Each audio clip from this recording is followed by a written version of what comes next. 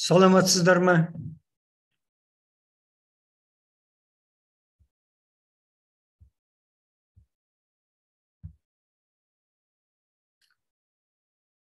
Көліктік техника және технологиялар білім беру бағдарламасы бойынша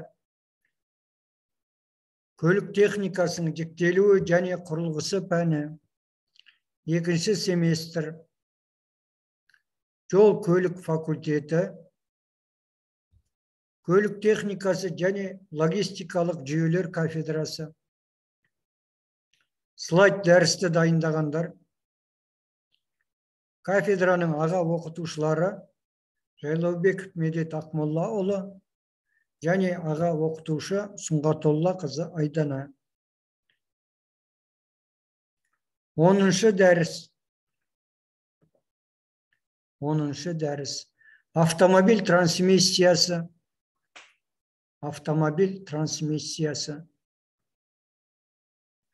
Дәрістің жоспары.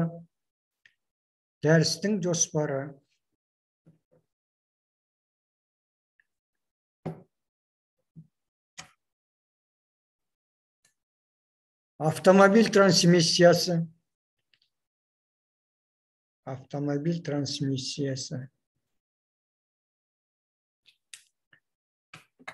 Екінші, ілініс.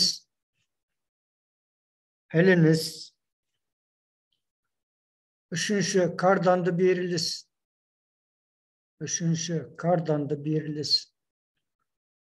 Төртінші, басты беріліс. Және жетекші белдік.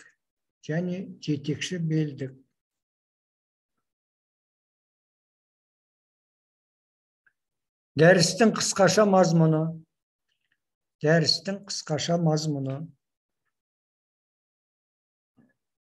Автомобиль трансмиссиясы.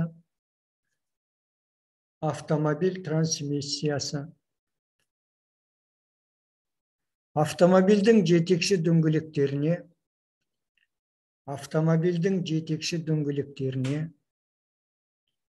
Мотордың айналу моментін. Трансмиссия жеткізеді.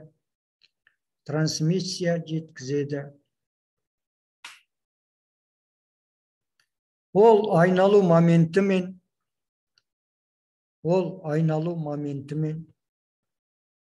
айналыс жылдамдығын өзгертіп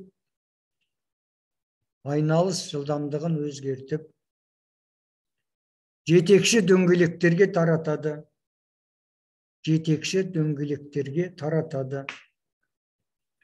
Трансмиссия беріліс санын өзгертеді.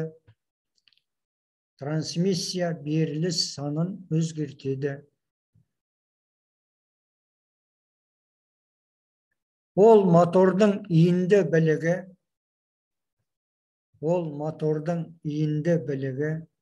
Айналу жиілігінің жетекші дөңгелектер айналу жиілігіне қатынасына тең.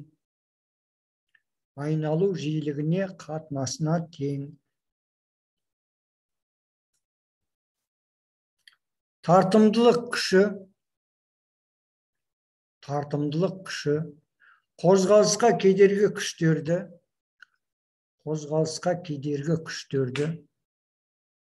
жол бетінің кедергі күші ауаның кедергісі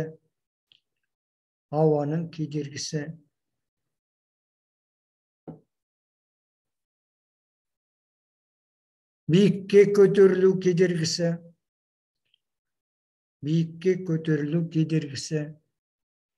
және екпін алу күші.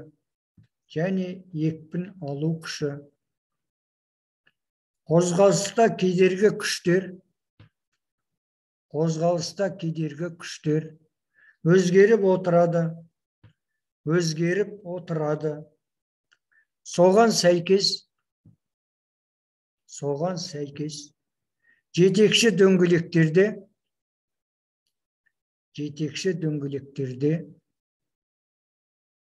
тартымдылық күште тартымдылық күште өзгеріп отыруы тиіс. Өзгеріп отыруы тиіс. Тартымдылық күш. Тартымдылық күш. Жетекші дөңгелектердің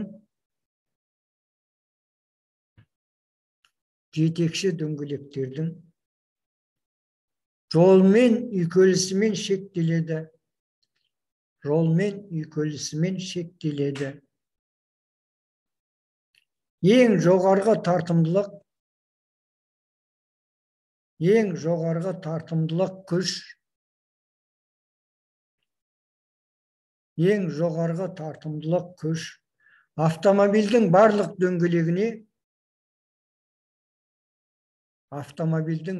дөңгелегіне жетек барғанда жүзеге асуы мүмкін.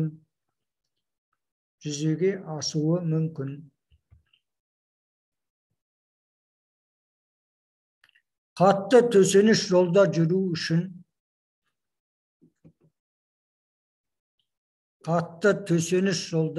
үшін автомобильге екі жетекші дөңгелек жеткілікті.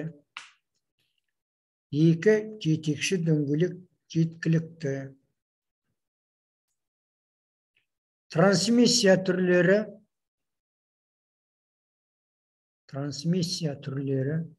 механикалық, гидравликалық, электрлі,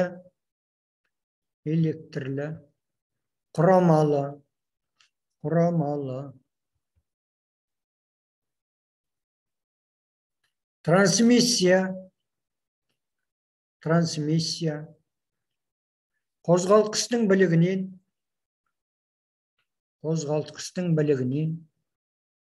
жетекші дөңгелектерге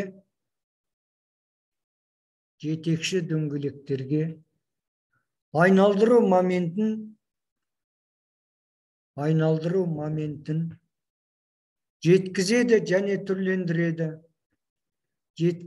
және түрлендіреді. Трансмиссияға кіретіндер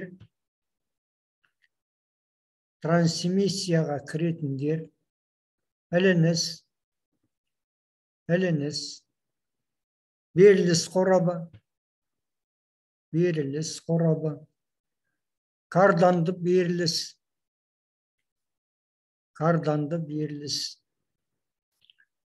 басты беріліс,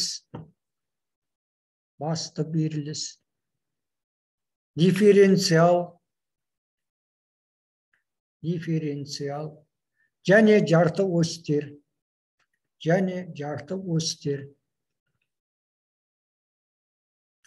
Іліністер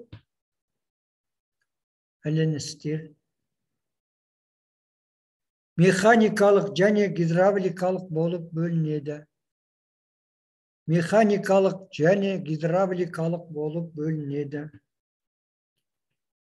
Электрлі іліністер сирек кездеседі.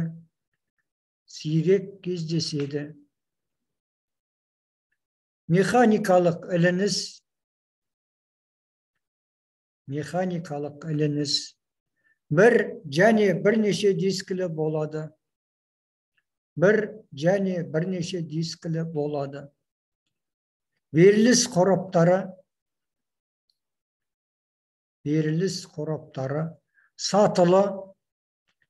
сатылы, сатысыз,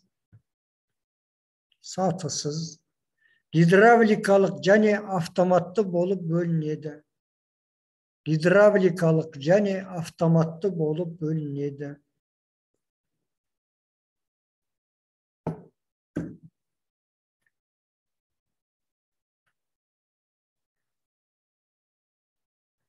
Бұл слайдтағы суретте автомобильдің моторлары мен жетекші дөңгелек біліктерінің орналасуы көрсетілген. Бұл жерде А, Б, Г Суреттерде мотор автомобилдің алдында немесе Б артында орналасқан жетекші дөңгелектер, Б алдыңғы, В артқы немесе Г екі білікте де орналасқан.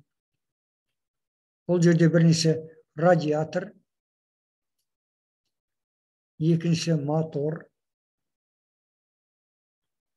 үшінші жетекші біліктер, төртінші дөңгелектер.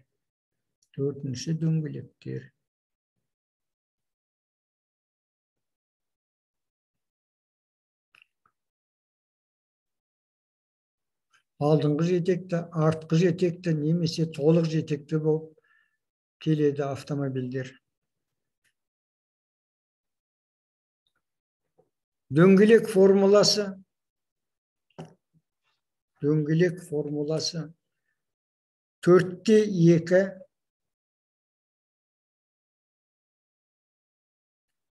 4-те 2 автомобильдер үшін жиі қолданылатын схема. Моторы алдында орналасқан, артқы дөңгелектері жетекші, және орталық бойлық оське негізгі трансмиссия бөлшектерін орналастырған.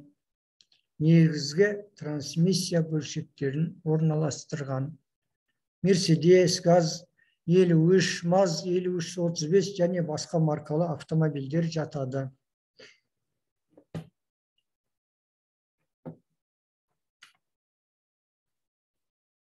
Схемасы 4-те 2 жеңіл автомобильдердің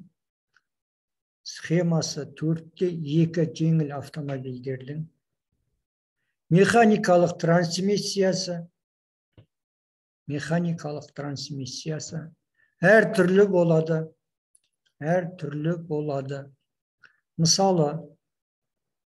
Мысалы, артқы дөңгелегі жетекші,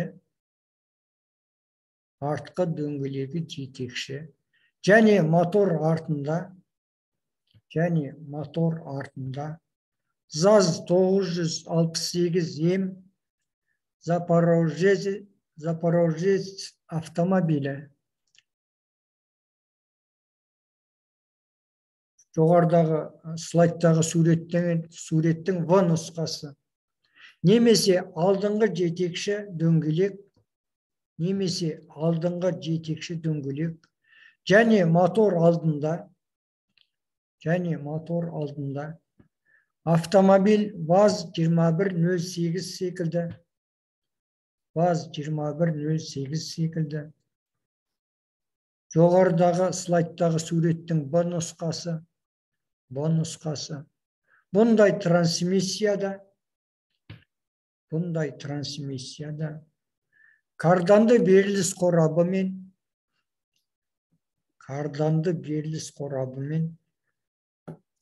жетекші белдік арасында болмайды.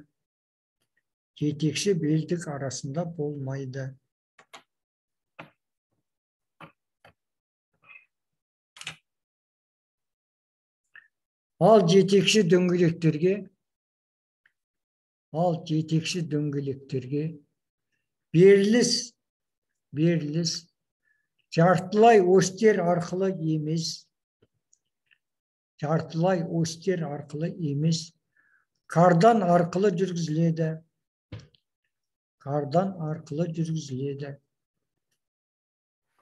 Жетекші басқарушы дөңгелектерге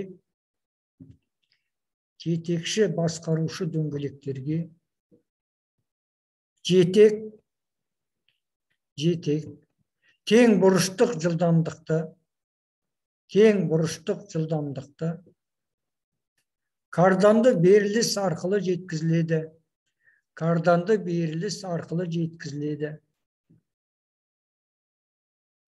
Нива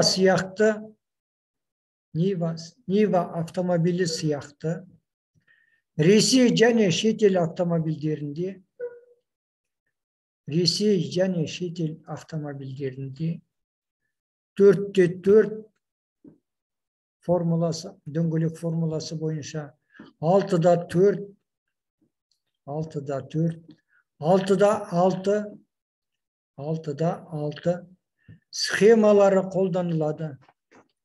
Схемалары қолданылады.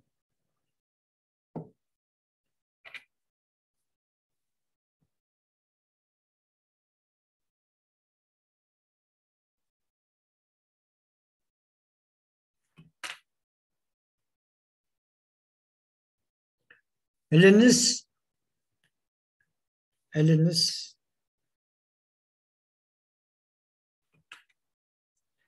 motor мен трансмиссияны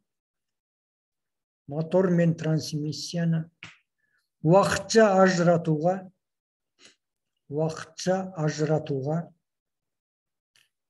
және оларды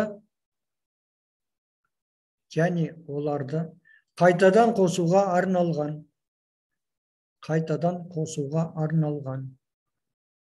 Трансмиссия мотор мен жетекші дөңгелектер арасындағы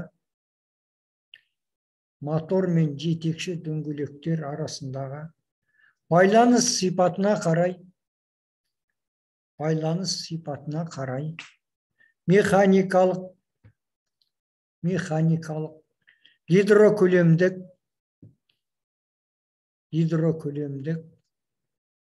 электрлік және құрамалы болып бөлінеді.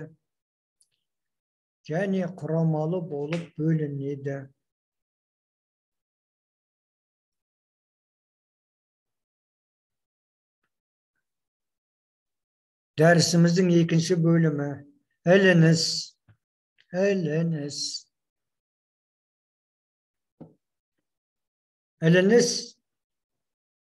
мотордан трансмиссияны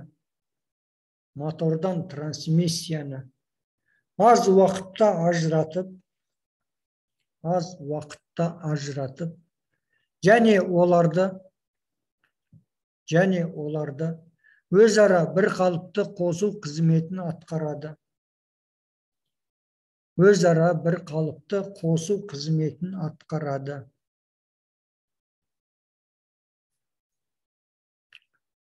Бұл слайдтағы суретте гидравликалық жетекті ілініс механизмінің сұлбасы көрсетілген.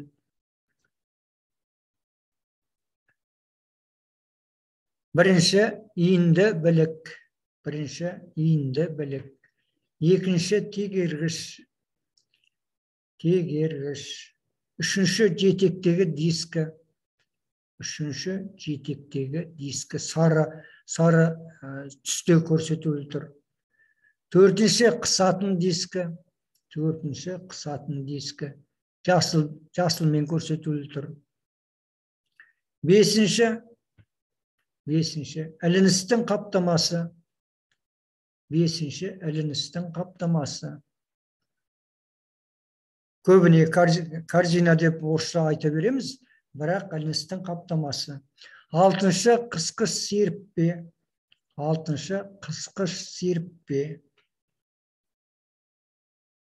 Жетінші иін тірек.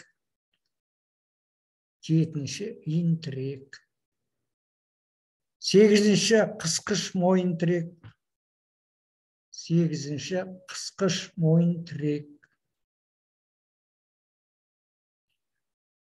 Тоғызыншы іліністі қосқыш аша.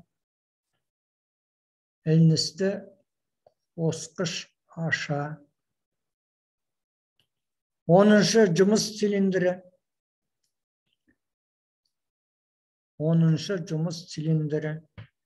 11-ші түтік. 12-ші басты цилиндр. 13-ші іліністің басқышы.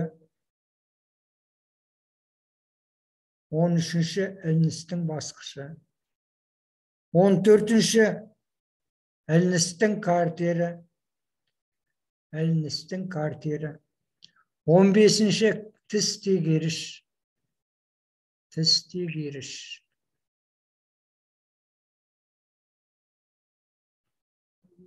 16. Berlis korabının karteri. 16. Berlis korabının karteri. 16. Berlis korabının belege. Berlis korabının belege.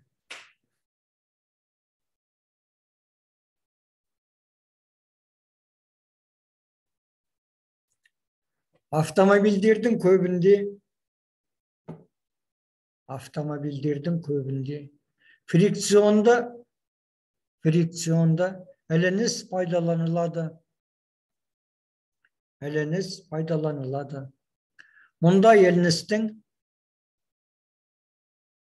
Мұнда Эленістің жұмысы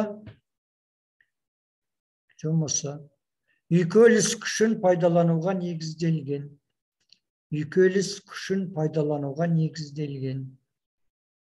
Үйкелуші беттер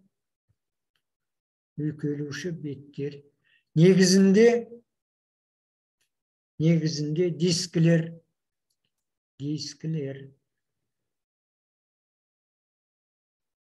Берілетін бұраушы моментінің шамасына және дискінің диаметріне байланысты үйкелісетін элементтердің саны әртүрлі болады. Сондықтан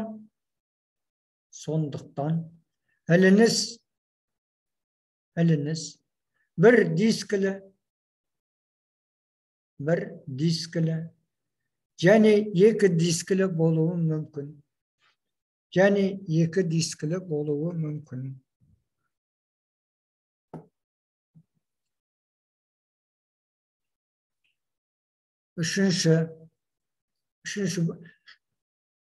Дәрісіміздің 3-ші бөлімі карданды беріліс.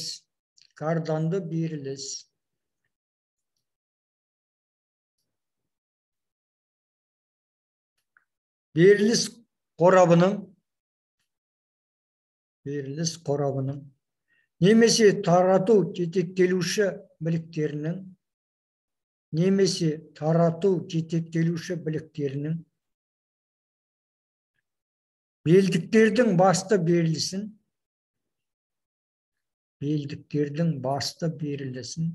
карданды беріліс жалғайды.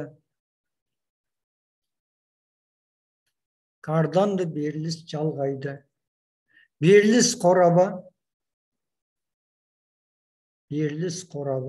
рамаға, ал жетекші белдіктер рамаға асқыштар арқылы жалғанады.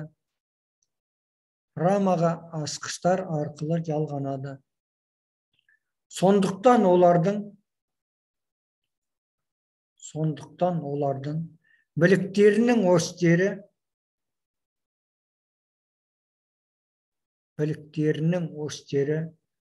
А және Б бір түзу сызықтың бойында жатпайды және өзгеріп тұрады. Келесі суретте көрсетілген. Бұл жоғарыдағы айтылған сөзімізді растап, А және Б остері бір түзудің бойында жатпайды. А және Б жетекші және жетектегі білік остері. Бұл жерде бірінші подшипниктер, екінші жетекші білік, үшінші алтыншы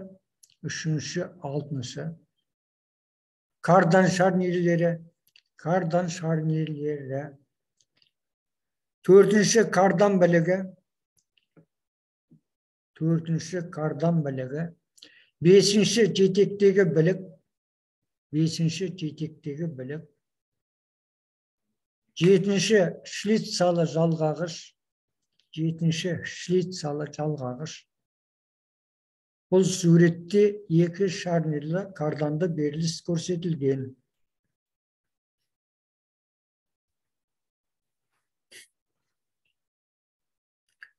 Карданды беріліс бір немесе карданды беріліс бір немесе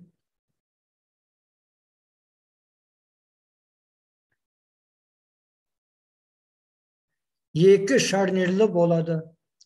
Екі шарнирлі болады. Суретте екі шарнирлі карданды берілістің сызбасы келтірілген.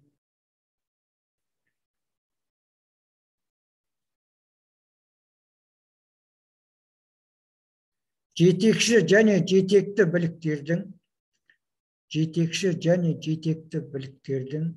А және В осьтері бір түзу сызықтың бойында жатпайды. Бір түзу сызықтың бойында жатпайды. Және автомобильдің жүріс кезінде бір-бірінен ауытқып өзгеріп отырады. Bir-birinden ауытқып өзгеріп отырады. Жетекші және жетекті біліктер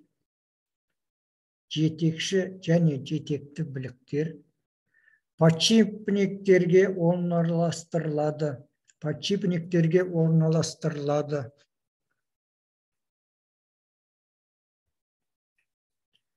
Трансмиссияны жалғағыш карданда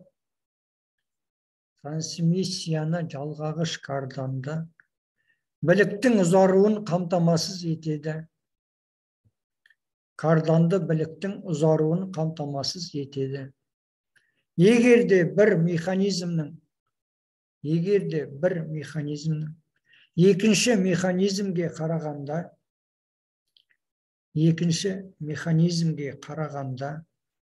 өзара қашықтығы өзгерген жағдайда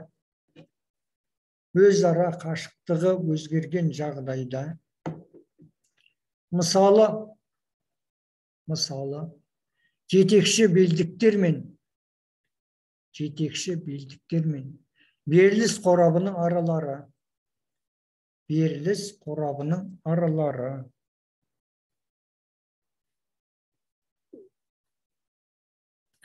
осындай автомобиль біліктерді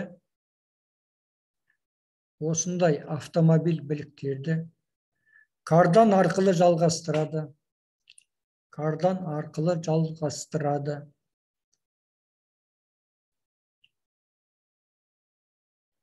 Сондықтан бұл механизмнің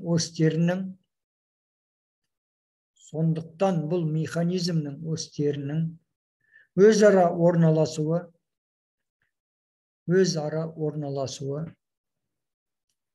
автомобиль қозғалысында өзгеріп отырады. Карданды беріліс сондай-ақ алдыңғы жетекші әрі басқарушы дөңгелектерге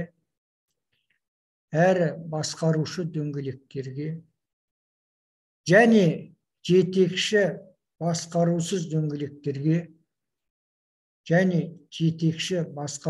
дөңгелектерге тәуелсіз асқыштарға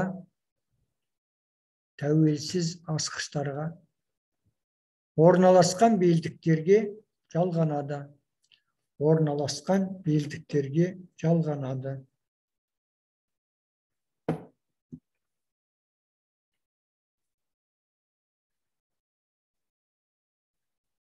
Бұл слайдта трансмиссияның кардандар біліктер арқылы жалғану түрлері көрсетілген. алдыңғы жетекті, артқы жетекті, толық жетекті карданды берілістердің жалғануы. Бұл карданды берілістердің түрлері. А бір білікті, Б, Г екі білікті бір аралық тіреулі, В үш білікті таратқыш қорапты, Д бір білікті ортаңғы белдіктің қосымша редукторымен, бірінші беріліс қорапты, екінші кардан шарнирі, үшінші кардан білігі, төртінші, жетінші, тоғызыншы соңғы алдыңғы және ортаңғы жетекші белдіктер, бесінші, сегізінші аралық тіректер, алтыншы таратқыш қорап, оныншы ортаңғы белдіктің қосымша редукторы.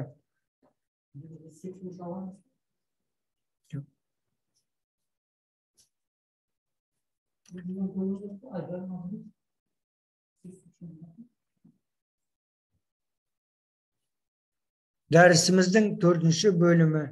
Басты беріліс және жетекші белдік. Басты беріліс және жетекші белдік.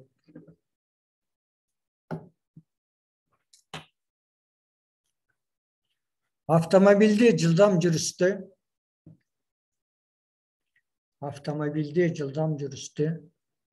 Қуатты моторлар қолданылады.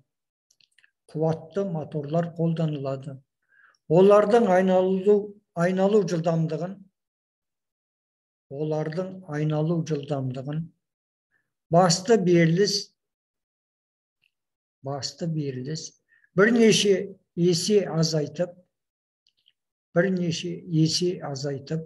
дөңгелектерге береді. Дөңгелектердің қозғалу қажеттілігінен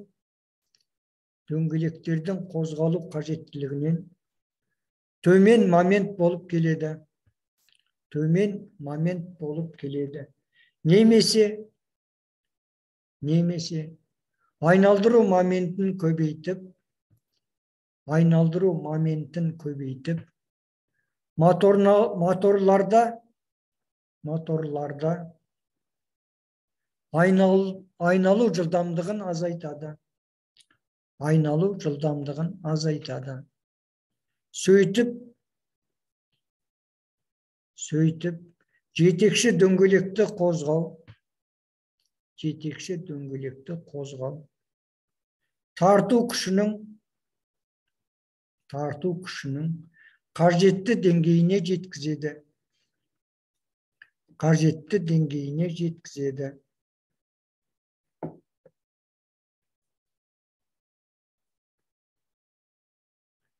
Беріліс саны негізінен басты берілісте жүк көліктерінде 6,5-9 аралығында, ал жеңіл көліктерде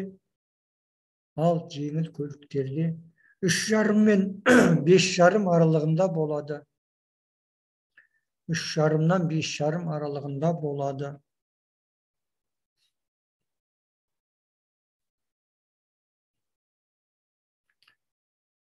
Жоғарғы слайдтағы суретте басты берілістің түрлері көрсетілген.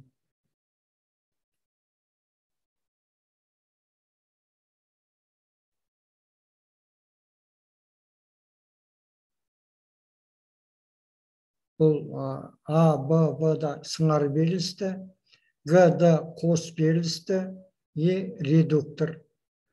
Бірінші жетекші шестерня, екінші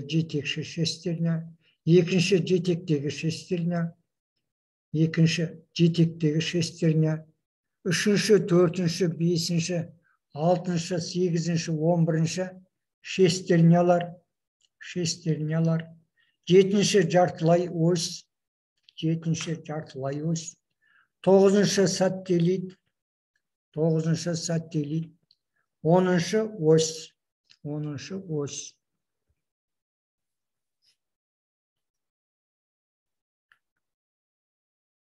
Dersimizдің 5-ші бөлімі. Автомобильдің жетекші белдігі. Автомобильдің жетекші белдігі. Автомобиль құрылысы бойынша белдіктер қолданады. Жетекші белдікте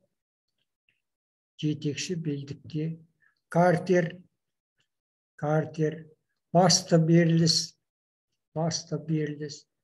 дифференциал, және дөңгелек жарты осьтері орналасады.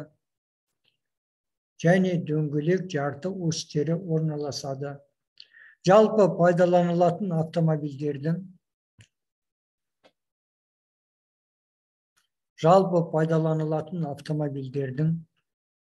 алдыңғы және артқы жетекші белдігі болады. Корпусынан басқа екі белдіктің құрылысы бірдей.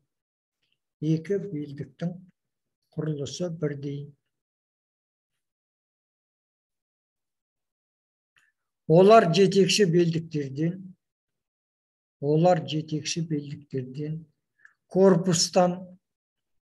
корпустан, басты берілістен және дифференциалдан тұрады.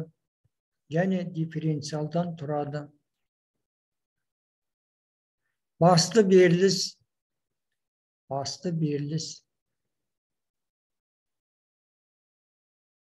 бір немесе екі жұп шестернядан тұрады.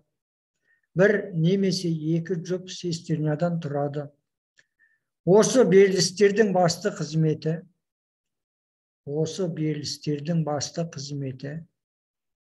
моторлардан дөңгелектерге берілетін айналыстың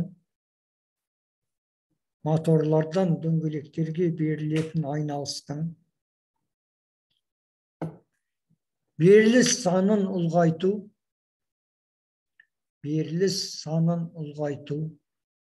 және беріліс бағытын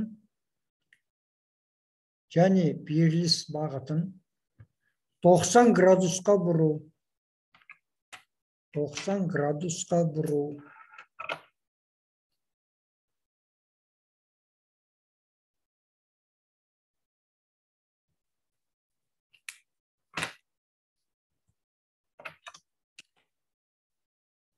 Дәрісіміздің 6-шы бөлімі.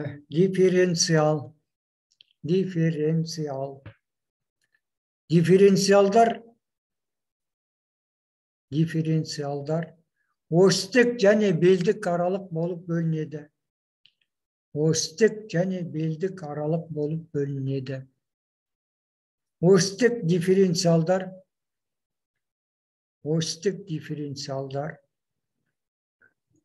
бір оське орналасқан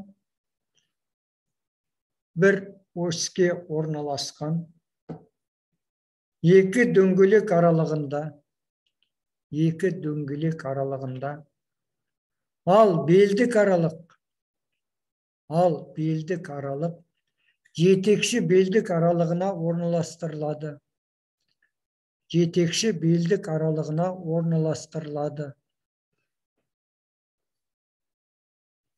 Автомобиль тек тіке жүрмей,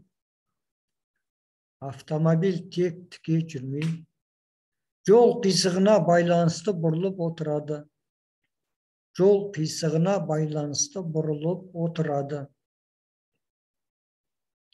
Ол бұрылғанда ішкі дөңгелектер кіші радиуспен,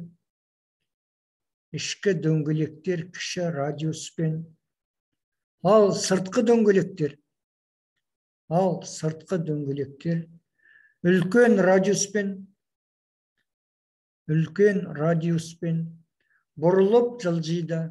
бұрылып жылжиды. Немесе сыртқы дөңгелектің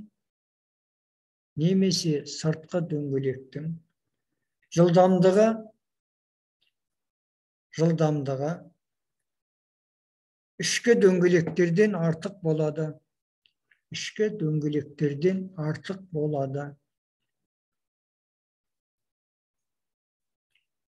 Олардың әртүрлі жылдамдықпен айналуына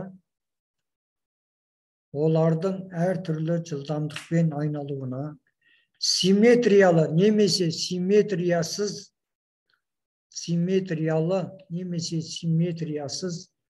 дифференциалдар мүмкіндік береді. Дифференциалдың конусты шестернясы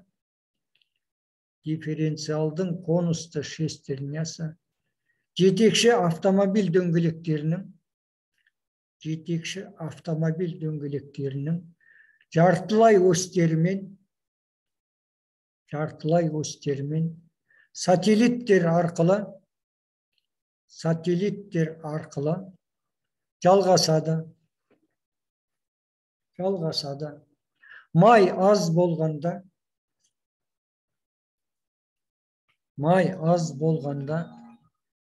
шестернялар мен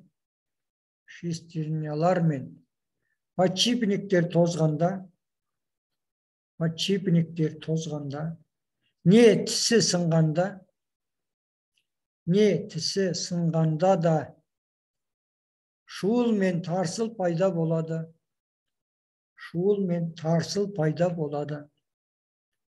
Дифференциал тозғанда шуыл тек бұрылыста туындайды.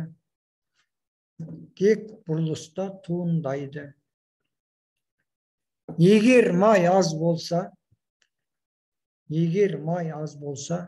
үстеп құяды. Сынған не тозған бөлшекті алмастырады.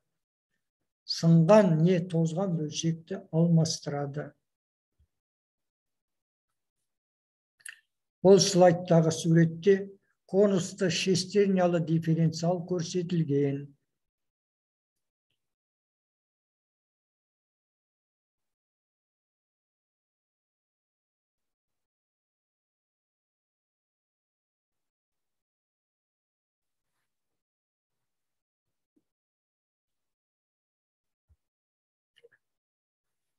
Дәріс бойынша бақылау сұрақтары. Бірінші, іліністің тағайындалуы қалай? Екінші, іліністің қандай жетектегі және жетекші бөліктері бар. Үшінші, іліністің жетекші дискіден жетектегі дискіге айналу моментінің берілісі қалай жүзеге асады?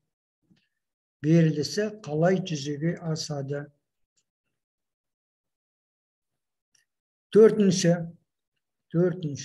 іліністі қосу және сөндіру қалай жүзеге асады?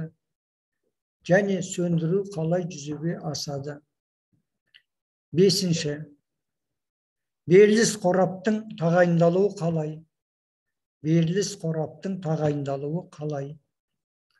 Алтыншы, сатылы беріліс қорабының жұмыс істеу принципі неде? Жетінші, сатылы беріліс қорабында беріліс қатынасының өзгерісі қандай түрде болады?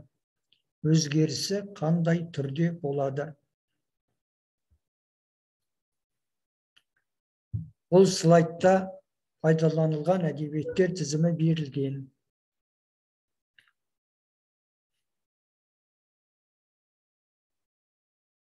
Назар қойып тыңдағандарыңызға рахмет. Сау болыңыздар.